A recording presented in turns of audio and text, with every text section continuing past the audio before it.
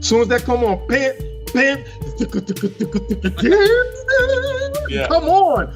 Man, if you was in New York City at the Latin Quarters when that came on, people doing the Roger Rabbit, the floor got crowded because the energy of that track. Hey, what's up, everybody, and welcome to another episode of the Accolades Conversation series, in which I talk to some of my favorite artists about who or what they would recommend me checking out. Make sure to subscribe to our channel or hit the like button. Bobby Simmons is a member of Stetsasonic, one of the first hip-hop acts to perform with a full live band and use live instrumentation in their recordings, paving the way for future hip-hop bands such as The Roots. The band combined beatboxing, sampling technology, and live band performance, incorporating R&B, jazz, dancehall, reggae, and rock into their sound. Stetsasonic is also considered one of the acts that pioneered jazz rap. I spoke to Bobby about the Bomb Squad, an American hip-hop production team known for their work with hip-hop group Public Enemy. The Bomb Squad is noted for their dense, distinct, innovative production style, often utilizing dozens of samples on just one track. They are also known for incorporating harsh, atonal sounds and samples into their production. About.com ranked Bomb Squad number 12 on their top 50 hip-hop producers list, which is way too low in my opinion. If you are into my illustrations, this Accolades Conversation series started as an illustration book, which you can still get on craterecords.be. This is what Bobby had to add. Yo, you know who I would like to talk about and they don't get a lot of accolades? The Bomb Squad. Hank Shockley, Yeah. Keith Shockley, Eric Sadler. They really don't get a lot of accolades. And when you talk about producers today producing, they're one that really don't, they really changed a period in hip hop where it was at one point where everybody was sampling, but just kind of going with the loop. They took parts of each record and made a full song. Like they took in one Public Enemy record, they took 6, 7 songs, different songs, and produced one whole song. And you had to figure out which, and when they sampled something, they only took maybe 3 seconds of a piece and made a full-length 4-minute or 5-minute song. So the Bomb Squad is definitely a team of writers and producers that don't get their flowers at all. And I don't know about you, and we're still involved, and we rarely hear people talk about them. They talk about all these new producers today and I don't see what producers doing today that what Eric Sadler, Keith Shockley, and Hank Shockley and the Bomb Squad and those guys did years ago. I'm talking about even with the Eric B and Rakim records, but that's more Eric Sadler, but still, he was still a part of that whole movement of what they were doing. So the Bomb Squad is someone who I would like to definitely give some flowers to. Be exact, we came up at the same time. Okay. Because with Stetsasonic, when we released our first album, it was in '86, and Public Enemy released their album in '87. Was Public Enemy an immediate something that everybody was like, this is it? When they first came out, I remember this clear as yesterday. When they first came out, Russell did a showcase for Public Enemy at this club in New York called the Latin Quarters. And there was a lot of people in the room, but I remember clear as day, Melly Mel was in there, Grandmaster Melly Mel, from the Furious Five. And you saw the S1Ws, you saw Chuck, Flavor, Terminator X, Professor Griff. They were doing their thing. They were kind of molding their thing. And I remember clear as day, Melly Mel started screaming in the audience yo, get these corny G.I. Joe looking mother. It's these guys was real. He called them G.I. Joe because of the fatigue. He's talking about the S1Ws. Of course, no one knew. This was at the very beginning when they released their first record. And of course, no one saw the storm coming because the storm came right after that. Without a Pause was first. My Uzi Weighs a Ton was second. Am I going right? Yeah, my Uzi. So when the wave was coming, it was coming. But I remember at the very beginning, people kind of looked at him like, what's even musically, no one got them. And that's my whole point about the Bomb Squad, is that, you had Boogie Down Production, who was just jumping on the wave. Scott LaRock, as a producer, was just jumping on the wave. They had the Criminal Mind album. So everybody back then had their own different team of producers that were producing hip hop records. and made sure whoever you were producing, it fitted your character. It fitted your style and it fitted your sound. They don't do that today. Today, they just give you somebody else's producer. You sound like that rapper. Back then, everyone had their own identity. Herbie Lovebug had his own identity for Dane and Dane, Kid and Play, and Salt-N-Pepa. No one sounded like them. We produced our own records, so no one sounded like us. You know what I'm saying? Again, Bomb Squad produced Slick Rick, but they knew that they can mold a sound for Slick Rick's style and not make him sound like a Public Enemy record. See, these guys were really, really, that's what I said, no one really give them their accolades. I'm talking about Keith Shockley, Hank Shockley, and we have to include Eric Saller. Eric Saller was a part of that as well. As well as Eric Saller producing for Eric B. and Rakim's album. You know, they were trying to fine tune these guys' sounds as rappers. Because if you pick someone else's style, you're gonna be like, ooh, you biting, you sound like that, you sound like Run DMC. We made sure none of our records sound like a Run DMC record. Because if we did it, people would say, oh, they're trying to sound like Run DMC. So we had to find our own identity and sound. And the Bomb Squad definitely came through. They gave everybody a run. Anybody that was producing at the time, they gave them a run for their money. They even gave EPMD a run for their money. And EPMD was producing their own records at the time, but EPMD kind of stayed on a regular. They stayed on, just stay on the loop. Stay on the loop. You know what I'm saying? Sample the loop, stay on the loop. If it was Zaps, more bounce to the ounce, so boom, boom, boom, stay on the loop. If it was Eric Clapton's I Shot the Sheriff, stay on the loop. The boom, and stay on the loop. But the Bomb Squad was like, nah, and they made these records. They made music out of just, that's why we made the record Talking All That Jazz. Because at the time, a lot of artists were downing us about, guys are sampling, you know, you're not creative. How you not call the Bomb Squad not creative in the records they were making? You know what I'm saying? You heard James Brown in their record, but you didn't hear James Brown in it like how you heard, it takes two to make things go right. They stayed on a loop. They stayed on a loop, so you knew that was a James Brown record. But when you heard a Public Enemy record, you heard Sly and the Family Stone, you heard James Brown, you heard Mandrill, they took them in pieces and mushed them together.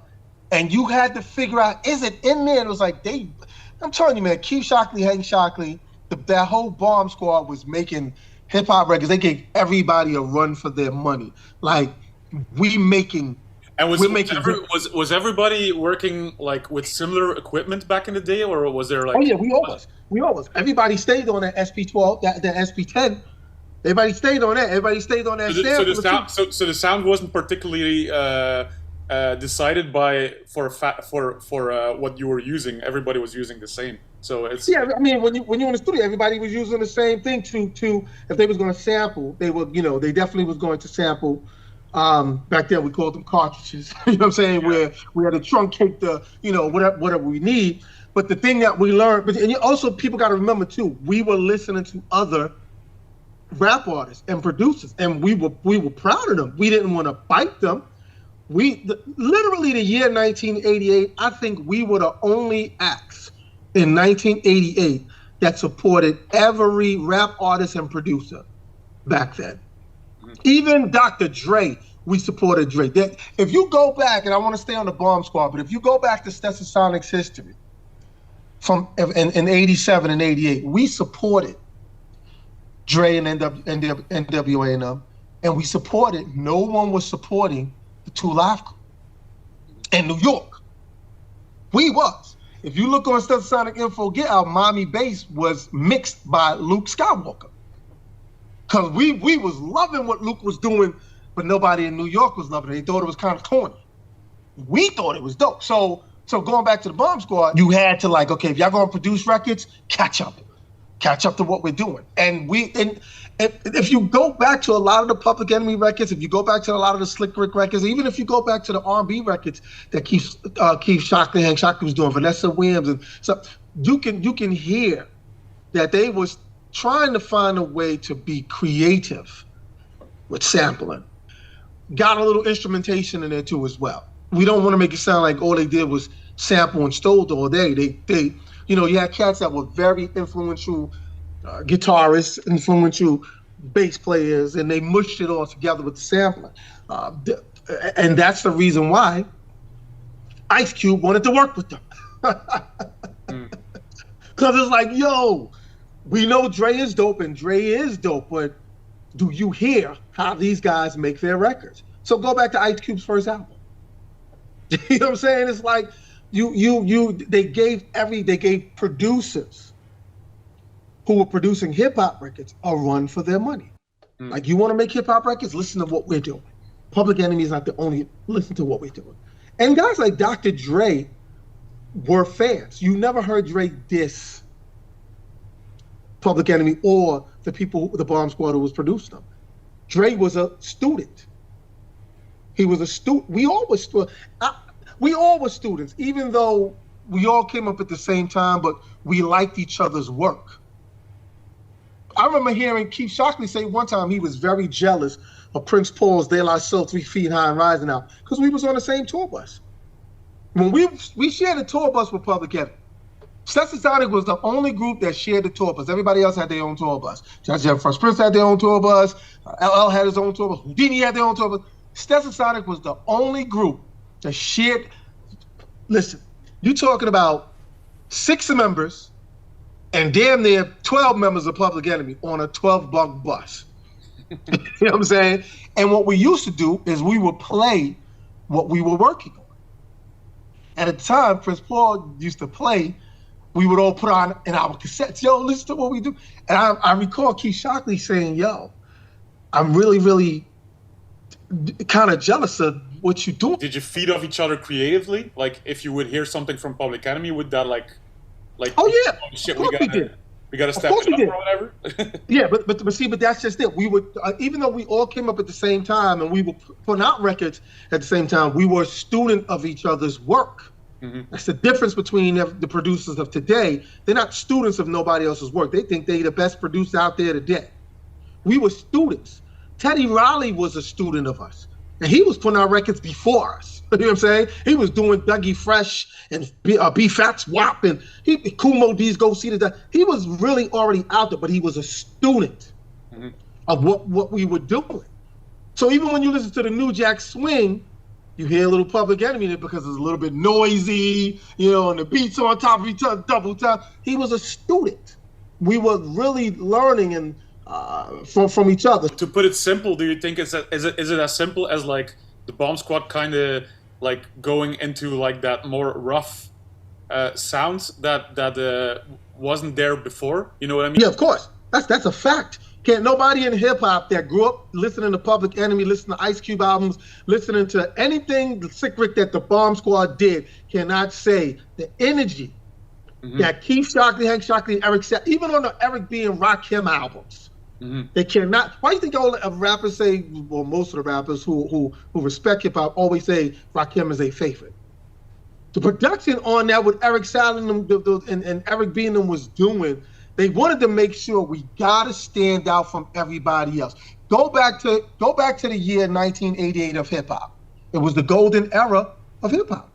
I can name every album that came out the summer of '88. Every last one of us sounded different. Kool G Rap and Polo, Slick Rick, Biz Markie, Long Live the King, It Takes a Nation, Run's House, Salt with a Deadly Pepper, Stetsasonic in Full Gear, EPMD Strictly Business, Raw Bass. We all put out an album that same year of the summer, except for Slick Rick.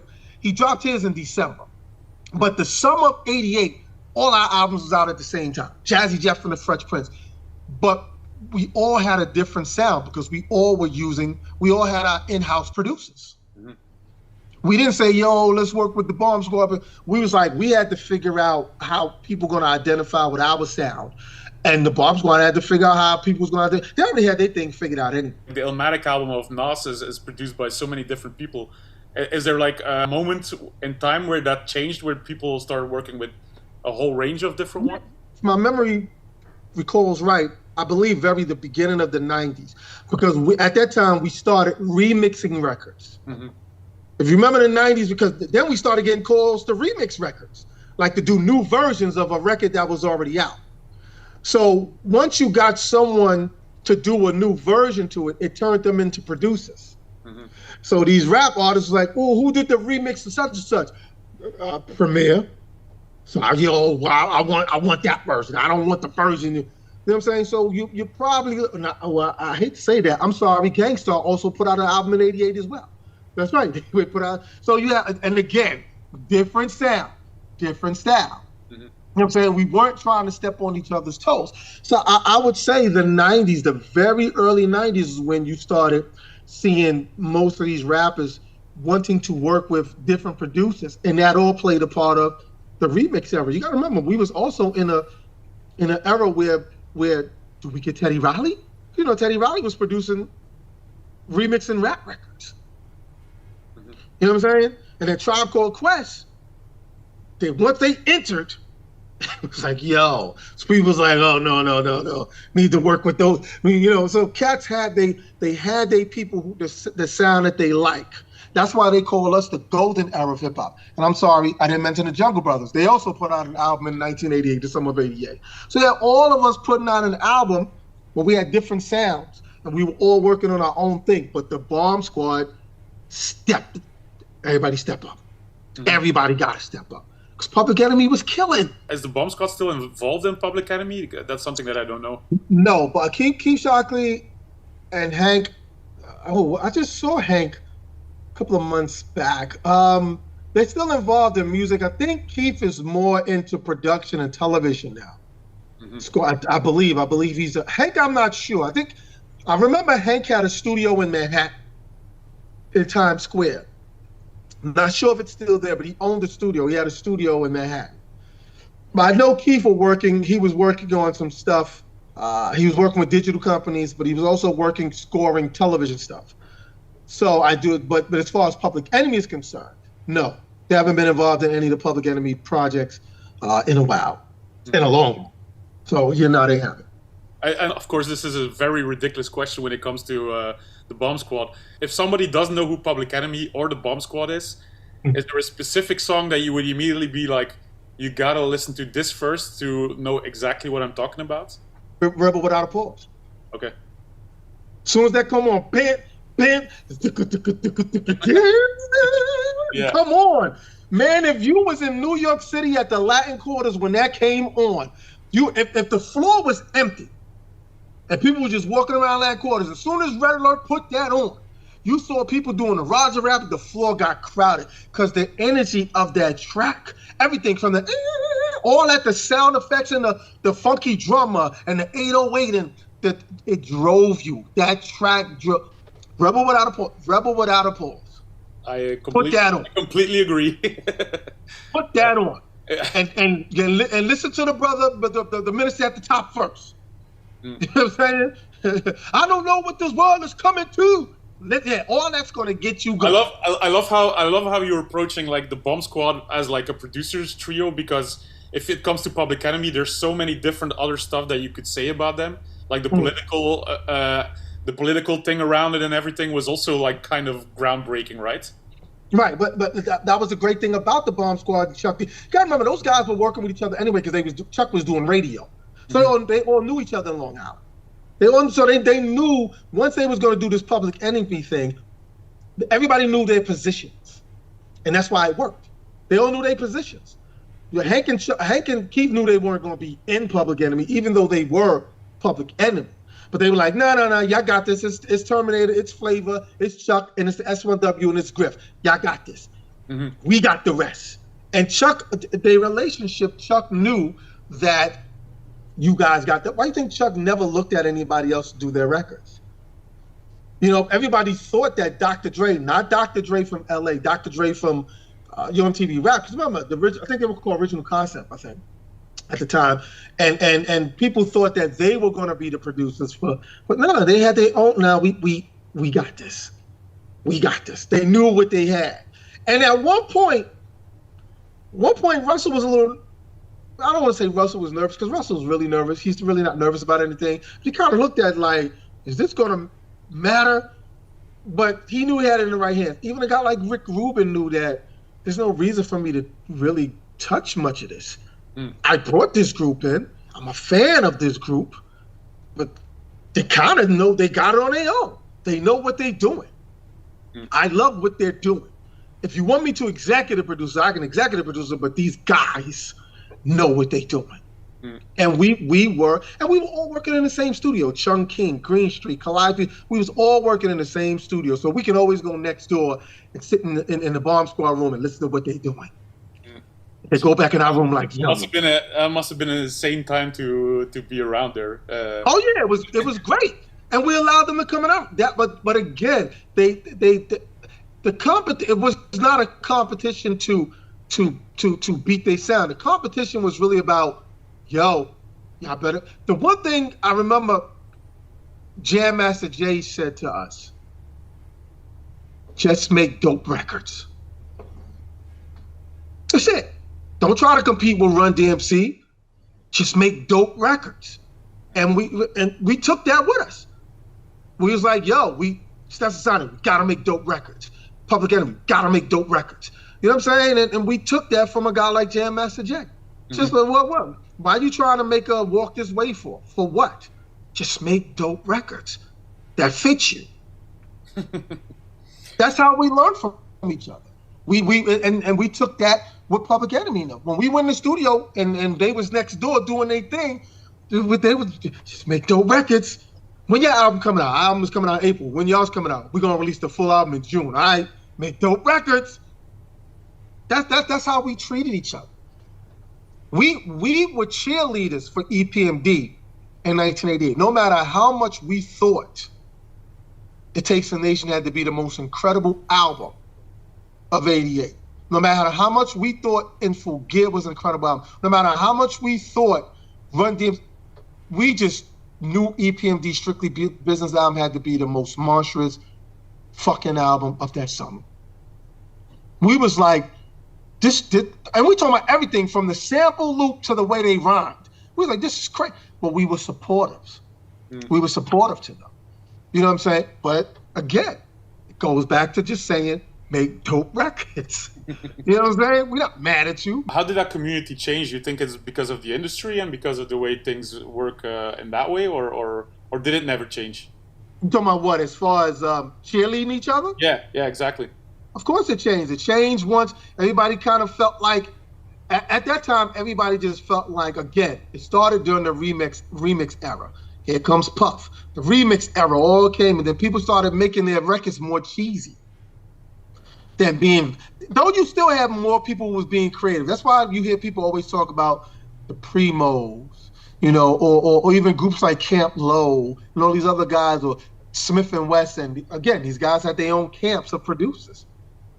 They didn't go to, you know, Buckshot, and they didn't go to Teddy Riley. They didn't go to Q-Tip, though they loved them. But it was like, nah, we got, and they were supportive. They were supportive to Tribe Called Quest. Tribe Called Quest was supportive to them. They the only guys I kind of saw living the golden era we was living with, the Jungle Brothers and Public Enemy and Run DMC and EPMD. We were supportive to each other, but we wanted to make our own dope records. Everybody else was just chasing whatever was going on. I need Puff to produce this. Give me Teddy Riley. Give me Timbaland. You know, because they figured Tim will give me a hit because it'll sound like a Timbaland record. That's not and let me make this clear, that's not to put Timbaland down.